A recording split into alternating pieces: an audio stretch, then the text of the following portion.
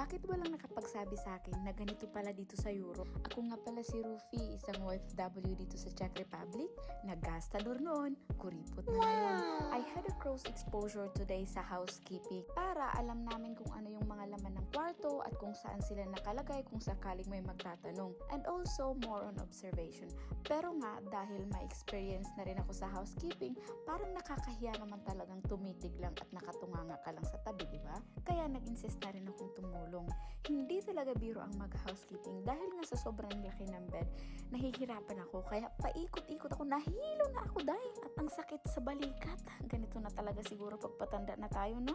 And also, yung high standard ng assessment dyan sa Pinas, hindi mo na talaga yan ma-apply dito sa Europe. Kasi pagdating dito, kung ano yung mas madali sa'yo, yun yung gagawin mo. Kung gusto mong magpaikot-ikot, kagaya ko hanggang sa mahilo ka, gawin mo. Gusto mong tumambling, lumuhod, gawin mo.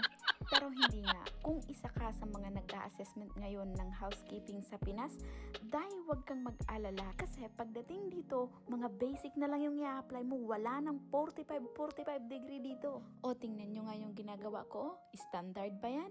Basic yan. Ang iksi kasi ng mga kamay ko, kaya ikot-ikot na lang tayo. O siya na, napagod na ako. Napagod na rin ako sa kakadaldal. Thank you for watching. Spread kindness, guys. Ciao!